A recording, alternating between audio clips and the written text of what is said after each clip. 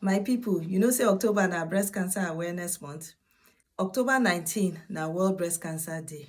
In 2020, the World Health Organization talk say in all the world, 2.3 million women na im get breast cancer and 685 people na im kpeme from the disease. Now, breast cancer na im be baba for cancer when dey kill person for woman. Wetin be risk factors for breast cancer? One be say na female sex. You see, if you be woman, you fit get breast cancer. But even with that, 0.5 to 1% of man sef fit get breast cancer. So man too, you fit get o, no forget. 2 na increasing age. As you dey old, your chance of breast cancer go dey increase. 3 na reproductive history of the woman. Wetin that one mean? E mean say inside woman, e get organ wey dem dey call ovary. That ovary, e dey comot estrogen and progesterone. And these hormones na im dey fit affect whether you go get breast cancer. So if maybe you start your menses early, or you no quick get belle, or you no even get belle at all those ones go increase your risk of getting breast cancer.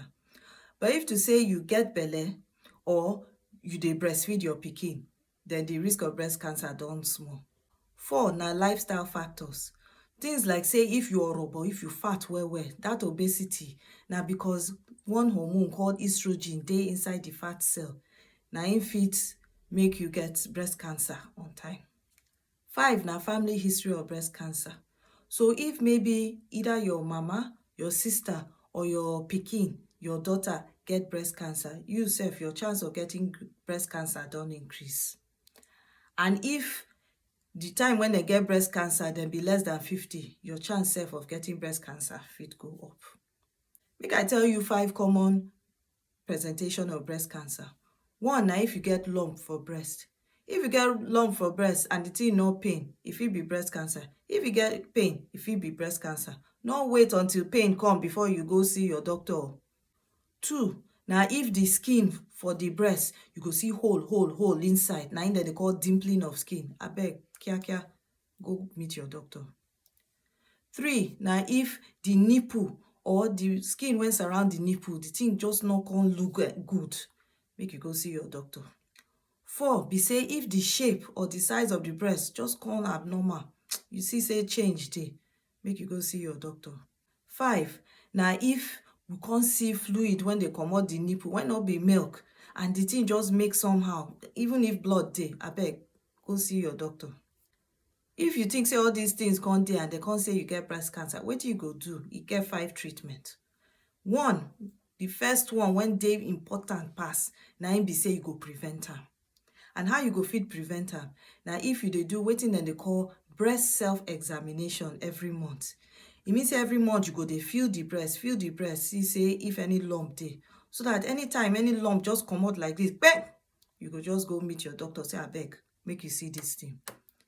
If you dey place where dem dey do screening program, wetin dem dey call mammogram, when dem go use instrument to look the breast well, abeg do am.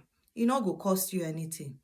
And the earlier when dem pick up this breast cancer, na im be say you go live longer. 2nd na surgery. E mean say dem go comot the tumor.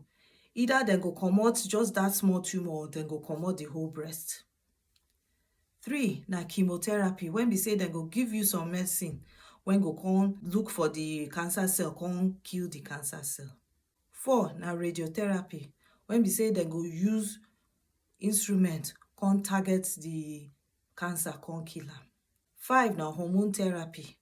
Those chemical wey I dey call hormone, when dem go just target the cell, come make the cancer cell kpeme, na im dem dey call hormone therapy. Abeg, if you like this video, make sure say you tell your friends, make you share am. Make you also subscribe to my channel so that you go get more video like this. And until next time, make you stay healthy. Thank you for watching. Bye.